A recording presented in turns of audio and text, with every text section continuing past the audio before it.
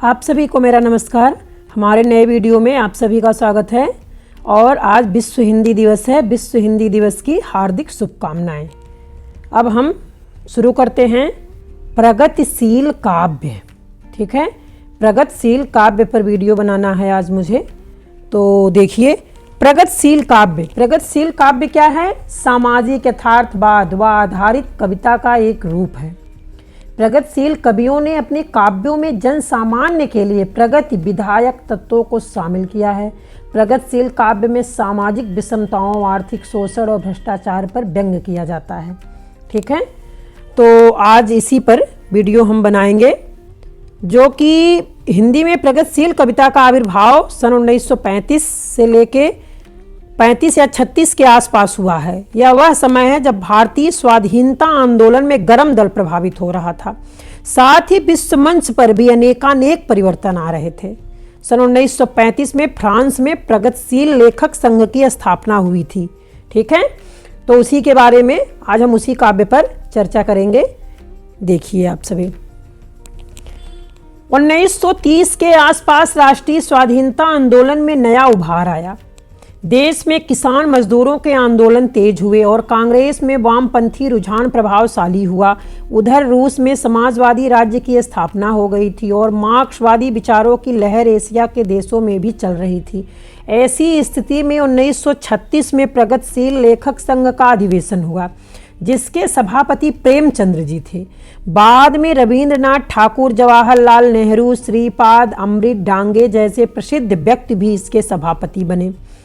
प्रगतिशील चेतना का प्रादुर्भाव तो आधुनिक हिंदी साहित्य में भारतेंदु के साथ ही हो गया था, किंतु अब उसे एक सुसंबद्ध विचारधारा भी मिल गई। भारत जैसे निर्धन देश की जनता के हृदय में समाजवादी विचारधारा के प्रति बहुत आकर्षण उत्पन्न हुआ। इस विचारधारा ने स्वाधीनता के स्वप्न को और अधिक सुस्पष्ट बनाया। इसके बाद अपने सारे उतार चढ़ाव के बावजूद प्रगतिशील काव्यधारा हिंदी की प्रमुख काव्यधारा बनी हुई है। जितनी व्यापक संवेदनशीलता इस काव्य में है और अन्यत्र कहीं नहीं है। ठीक है, यह काव्यधारा अपना संबंध हिंदी की भारतीय परंपरा से जोड़ती है और भावी समाज से भी जोड़ती है। वर्तमान के प्रति वह आलोचनात्मक यथार्थवादी दृष्टि अपनाती है।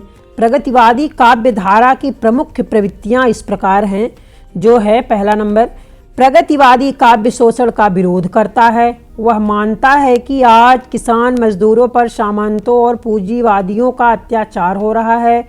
वह मानव इतिहास के विकास को द्वंद्वात्मक दृष्टि से जांचता है।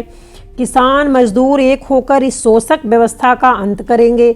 इस अमानवीय शोषण की उपेक्षा आज की वास्तविक कविता नहीं कर सकती है।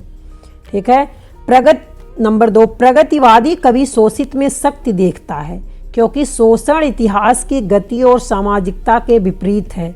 अतः प्रगतिवादी कवि को शोषित की संगठित शक्ति और भविष्य पर आस्था है। ठीक है, मैंने उसको जब जब देखा लोहा देखा, लोहा जैसे तपते देखा, गलते देखा, ढलते देखा। मैंने उसको गोली जैसे चलते देखा। ये कविता है केदारनाथ अग्रवाल जी द्वारा लिखी गई है। ठीक है, नंबर 3, नया सौंदर्य बोध। प्रगतिवादी कवि श्रम में सौंदर्य देखता है। उसका सौंदर्य बोध सामाजिक मूल्यों और नैतिकता से रहित नहीं, वह अलंकृत या असहज में नहीं, सहज सामान्य जीवन और स्थितियों में सौंदर्य देखता है। खेत में काम करती हुई किसान नारी का यह चित्र इसी तरह का है। बीच बीच में सहसा उठकर खड़ी हुई वह युवती सुंदर लगा रही थी। पानी झुककर सीधे करे कमर वह पल भर, इधर उधर वह पेड़ हटाती, रुकती जल की धार बहाती। ये है रामविलास शर्मा जी की लाइन। ठीक है, उनकी कविता है। अब पढ़ेंगे व्यंग्य। 4 नंबर पर है, सामाजिक आर्थिक विषमता का चित्रण करने से रचना में व्यंग्य आ जाना स्वाभाविक है। व्यंग्य ऊपर ऊपर हास्य लगता है, किंतु वह अंततः करुणा उत्पन्न करता है। इसीलिए सामाजिक व्यंग्य अमानवीय शोषण सत्ता का सदैव विरोध करता है। प्रगतिशील कवियों में व्यंग्य तो सबके यहाँ मिल जाएगा, किंतु नागार्जुन इस क्षेत्र में सबसे आगे हैं। एक देहाती मास्टर दुखरन, उसके शिष्यों और मदरसे की यह तस्वीर नागार्जुन ने इस प्रकार खींची है। ये हम पढ़ते हैं, घुन खाए सहतीरों पर की 12 खड़ी विधाता बाचे, ये नागार्जुन की कविता है। फटी भीत है छत चूती आले पर बिस्तुइया नाचे, लगा लगा बेबस बच्चों पर मिनट मिनट में 5 तमाचे, इसी तरह से दुखरन मास्टर गढ़ता है आदम से सांचे। ऐसे आप सभी को शब्द समझ में आ रहे होंगे क्योंकि हिंदी ही है। नंबर 5, प्रकृति। मानव समाज की भांति प्रकृति के क्षेत्र में भी प्रगतिवादी कवि सहज स्थितियों में सौंदर्य देखता है, उसका सौंदर्य बोध चयनवादी नहीं होता। प्रगतिवादी कवियों ने प्रकृति और ग्राम जीवन के अनुपम चित्र खींचे हैं जिनमें रूप रस गंध वर्ण के बिंब उभरे हैं। नागार्जुन का बादल को घिरते देखा है, केदारनाथ अग्रवाल का है बसंती हवा, और त्रिलोचन का है धूप में जग रूप सुंदर उत्कृष्ट कविताएं हैं। ठीक है, ये सभी लोगों की रचनाएं हैं। नंबर 6, प्रेम। प्रगतिवादी कवियों ने प्रेम को सामाजिक पारिवारिक रूप में देखा है। वर्ग विभक्त समाज में प्रेम सहज नहीं हो पाता, प्रेम वर्ग भेद वर्ण भेद को मिटाता है।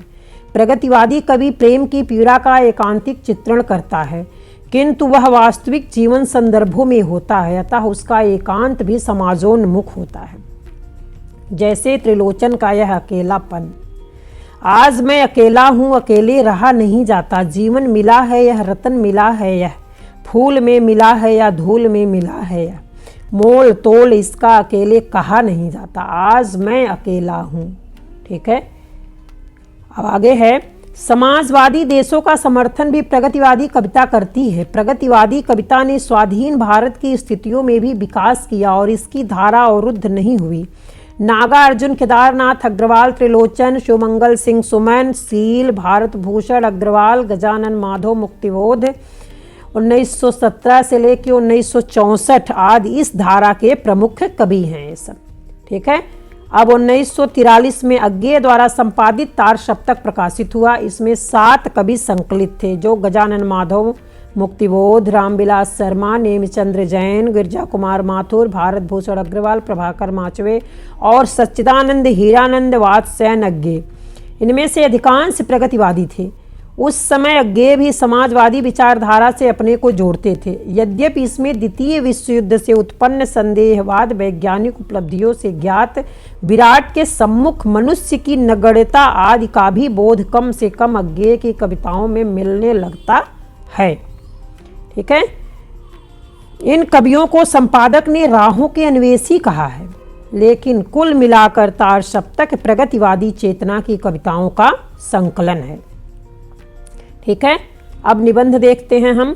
हम पहले देख चुके हैं कि पंडित रामचंद्र शुक्ल के निबंध पंडित महावीर प्रसाद द्विवेदी द्वारा संपादित सरस्वती में छपने लगे थे। उन्होंने निबंध में प्रस्तुत सूत्रों की उपमा पत्ते की नसों से दी है जो परस्पर गुथी होती है। शुक्ल जी के अधिकांश प्रसिद्ध निबंध मनोविकारों पर है। उन्होंने भारतेंदु प्रेम घन, फ्रेडरिक पिनकार्ट पर भी लिखा है, लेकिन वे या तो व्यक्तित्व कृतित्व का परिचय देने वाले हैं या संस्मरण या जीवनी परक हैं। निबंधकार के रूप में शुक्ल जी का योगदान मनोविकार संबंधी निबंधों के कारण है। इन निबंधों का संग्रह पहले विचार बीथी के नाम से 1930 में प्रकाशित हुआ था। बाद में चिंतामणि पहला भाग नाम से 1939 में परिवर्धित और संशोधित संस्करण के रूप में प्रकाशित हुआ। ठीक है, फिर क्या है, शुक्ल जी के निबंध गंभीर एवं विचार परक होते हैं। उनमें सूत्रबद्धता एवं व्यवस्थित केंद्रोन्मुखता होती है। मनोविकारों की परिभाषा करना कठिन होता है, किंतु शुक्ल जी प्रायः निबंध का प्रारंभ परिभाषा से करते हैं। यहाँ उनका कोशकार रूप सामने आता है। वे कोई सूत्र एक वाक्य में प्रस्तुत कर देते हैं और फिर उसकी व्याख्या में प्रवृत्त होते हैं। व्याख्या करके वे आवश्यकता अनुसार सामान्य जीवन खंड से कोई दृष्टांत भी प्रस्तुत कर देते हैं। इससे निबंध का वह सूत्र हृदयंगम हो जाता है। शुक्ल जी मनोविकारों का विश्लेषण परीक्षण जीवन के अनुभव के आधार पर करते हैं। पुस्तकीय ज्ञान के आधार पर वे निर्णय नहीं देते। वस्तुतः उनके मनोवैज्ञानिक निबंध उनके काव्य शास्त्रीय एवं समालोचकीय चिंतन की ही भूमिका है। निबंधों से उनके देश प्रेम के स्वरूप का भी पता चलता है। वे देश प्रेम को देश की प्रकृति, देश की भाषा, संस्कृति, देश के लोगों के संदर्भ में पहचानते हैं। उन्होंने अपने प्रसिद्ध निबंध लोभ और प्रीति में देश प्रेम की व्याख्या मनोविकार के रूप में की है। उन्होंने करुणा को प्रेम से जोड़ा है। ठीक है, करुणा को प्रेम से जोड़ा है। शुक्ल जी के निबंधों की भाषा बहुत कसी हुई, तथ्य निरूपणी एवं उपयुक्त होती है। वस्तुतः उनके निबंध लेखन से खड़ी बोली गद्य गंभीर विचारों की अभिव्यक्ति का समर्थ माध्यम बना। शुक्ल जी के निबंधों में गंभीर विचारों के बीच बीच विशेषतः दृष्टांत प्रस्तुत करते समय व्यंग विनोद के छींटे भी होते हैं।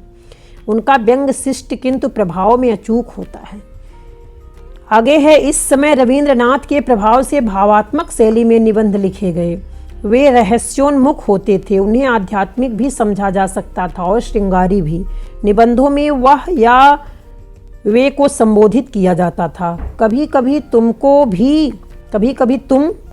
भी, जैसे 1926 में प्रकाशित देव शर्मा अभय की पुस्तक तरंगित हृदय का यह वाक्य देखिए, हे आनंद घन, तुम ही यदि ऊपर से सहस्त्रों शीतल धाराओं में मूसलाधार इस पर बरसो, तभी इस अग्निकुंड के बुझने की कुछ संभावना है। ठीक है, आगे है, राय कृष्ण दास की साधना, छायापथ, वियोगी हरि की भावना आदि इसी शैली की भावमय गद्य रचनाएं हैं। इन्हें गद्य गीत भी कहा गया है। अतीत में रमने की प्रवृत्ति महाराज कुमार रघुवीर सिंह के इतिहास परक निबंधों में मिलती है। उनके निबंधों का संग्रह शेष स्मृतियां के नाम से प्रकाशित हुआ। छायावादी कवियों में प्रसाद के निबंध काव्य कला तथा अन्य निबंध में और निराला के निबंध प्रबंध प्रतिमा चाबुक आदि में संग्रहित है। प्रसाद के निबंधों में गंभीर अध्ययन के साथ साथ विचारों की गहराई दिखलाई पड़ती है। प्रसाद ने इन निबंधों में हिंदी साहित्य की अनेक प्रवृत्तियों पर मौलिक विचार प्रस्तुत किए हैं। इनका आलोचनात्मक महत्व अधिक है। निराला के निबंधों में सामाजिक साहित्यिक सरोकार के साथ व्यंग्य और क्षोभ मिलता है। महादेवी वर्मा के साहित्यिक निबंध महादेवी का विवेचनात्मक गद्य में संकलित है, जिनमें उन्होंने छायावाद, यथार्थवाद आदि पर विचार किया है। पंडित हजारी प्रसाद द्विवेदी के निबंधों का पहला संकलन विचार और वितर्क 1945 में प्रकाशित हुआ और अशोक के फूल 1948 में। द्विवेदी जी निबंधों की रचना स्वातंत्र्योत्तर भारत में भी करते हैं, किंतु लिखना उन्होंने इसी दौर में प्रारंभ किया है। द्विवेदी जी के जैसे निबंध हिंदी में पहले नहीं लिखे गए थे। उन्होंने निबंध विधा को अपने लेखन से सृजनात्मक साहित्य की कोटि में परगणनीय बना दिया। उनके निबंध मूलतः भारत के सांस्कृतिक इतिहास की पुनर्रचना करते हैं। अशोक के फूल उनका प्रतिनिधि निबंध कहा जा सकता है। वे पहले इस फूल का सौंदर्य बताते हैं, फिर उसका इतिहास, उस इतिहास के बहाने मध्यकाल का सांस्कृतिक इतिहास भी बताते हैं, तत्कालीन जीवन और फिर सामंती वैभव का खोखलापन, उसकी अमानवीयता भी।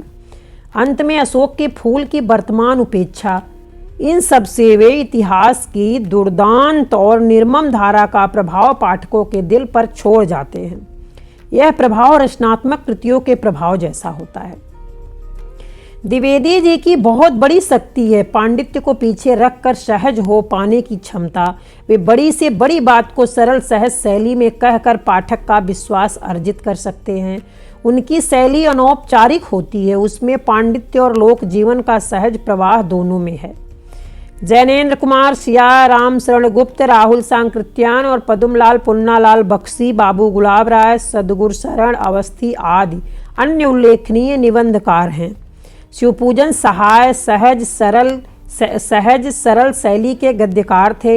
हिमालय बालक और मतवाला के संपादक के रूप में उन्होंने हिंदी के उन्नयन में महत्वपूर्ण योग दिया है। ठीक है, अब नाटक के बारे में पढ़ते हैं हम। नाटक में क्या है?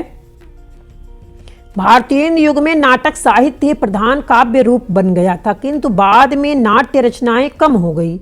इस क्षेत्र में जयशंकर प्रसाद ने महत्वपूर्ण कार्य किया।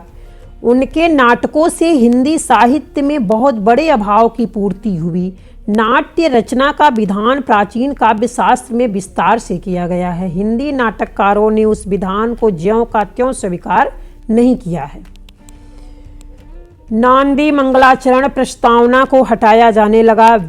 विस्कंभक प्रवेशक आदि का विधान छोड़ दिया गया।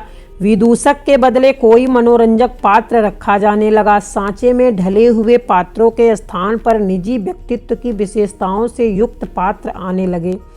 मृत्यु और वध के दृश्य दिखाए जाने लगे। समकालीन सामाजिक राजनीतिक परिवेश एवं बोध का दबाव पात्रों, घटनाओं और नाटक के उद्देश्य पर पढ़ना अनिवार्य था। ठीक है। इस काल में ऐतिहासिक नाटक लिखने की धूम रही। जयशंकर प्रसाद के अतिरिक्त हरिकृष्ण प्रेमी, गोविंद बल्लभ पंत, सेठ गोविंद दास आदि ने ऐतिहासिक नाटक लिखे हैं। उग्र ने महात्मा ईसा नामक साहसपूर्ण नाटक लिखा। सामाजिक समस्याओं पर नाटक लिखने वालों में लक्ष्मी नारायण मिश्र जी हैं, उपेंद्र नाथ अस्क तथा भुवनेश्वर प्रमुख हैं। डॉक्टर रामकुमार वर्मा ने ऐतिहासिक और सामाजिक दोनों प्रकार के नाटक लिखे हैं। इसी समय एकांकियों का भी प्रचलन हुआ और रेडियो नाटकों का भी। प्रसाद जी के नाटकों का क्षेत्र प्राचीन हिंदू काल है और प्रेमी जी का मुस्लिम काल है। ठीक है, प्रेमी जी का मुस्लिम काल है। प्रसाद के ऐतिहासिक नाटकों पर अपने समय अर्थात 20वीं सदी की समस्याओं का पूरा प्रभाव है। उनके नाटक राष्ट्रीयता, अतीत, गौरव की भावना से परिपूर्ण है। उनमें सांप्रदायिक एकता तथा विश्व बंधुत्व की भावना भी दिखाई पड़ती है, जिसे अंतर्राष्ट्रीय भावना भी कह सकते हैं। चंद्रगुप्त 1931 में ये नाटक में एक ओर तो राजनीतिक चालें और चाणक्य का सूत्र संचालन है और दूसरी ओर उसका इन सबसे विरक्त ब्राह्मण व्यक्तित्व है। इससे उस पात्र में अंतर्द्वंद तो आ ही गया है, शील वैचित्र भी आ गया है। स्कंदगुप्त 1928 में लिखा गया कि देवसेना ठेठ छायावादी पात्र है। प्रसाद के नाटकों में उनका कवि मुखर है। उनके कुछ श्रेष्ठ गीत इन नाटकों में यत्र तत्र दिखलाई पड़ते हैं। प्रसाद नारी रूप के विश्वसनीय जानकार हैं। भारतीय नारी के शोषण के प्रति क्षोभ को ही व्यक्त करने के लिए उन्होंने ध्रुव स्वामिनी 1933 में लिखा, जिसमें कायर पति को त्याग कर एक प्राचीन हिंदू रानी अपने देवर का वरण करती है। कहने की आवश्यकता नहीं कि प्रसाद इस नाटक द्वारा उचित कारण होने पर पुनर्विवाह के विधान को उचित ठहरा रहे हैं। ठीक है। प्रसाद के नाटकों पर यह आरोप लगाया जाता है कि वे अभिनय योग्य कम हैं, उनके संवाद एक रस और अधिक काव्यात्मक है।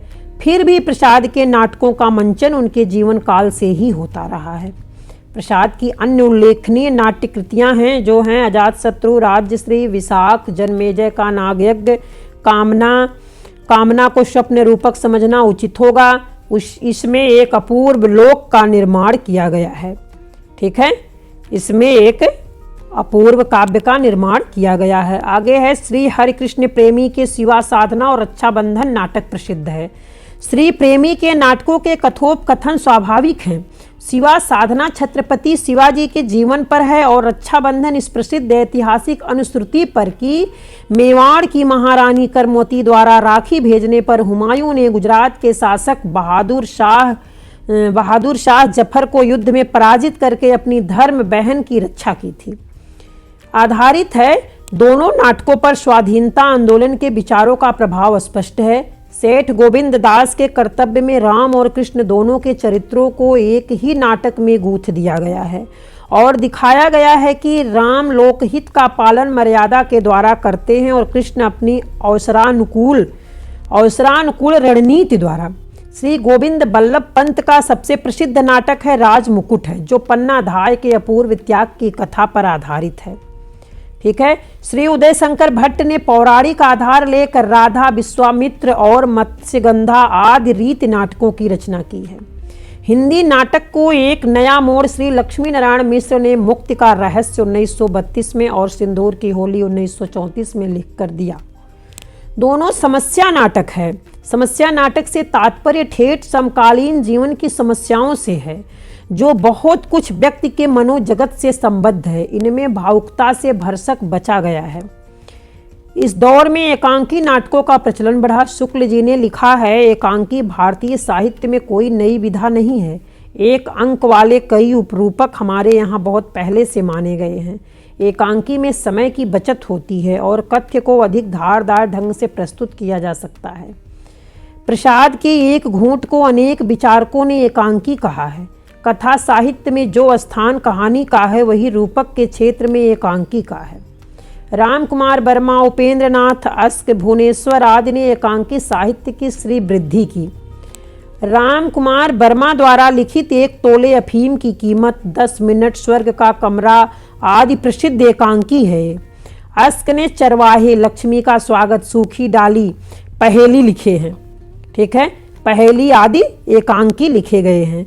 भुवनेश्वर के अधिकांश एकांकी विकृत स्थितियों को लेकर लिखे गए हैं। स्ट्राइक, प्रतिभा का विवाह उनके उल्लेखनीय एकांकी हैं। एकांकी विधा की उपयोगिता रेडियो का प्रचार होने के बाद और बढ़ी, क्योंकि वहां निश्चित समय में ही संवाद और ध्वनि द्वारा नाटक पूरा कर देना होता है। ठीक है, तो आज आधुनिक काल का वीडियो यही समाप्त होता है।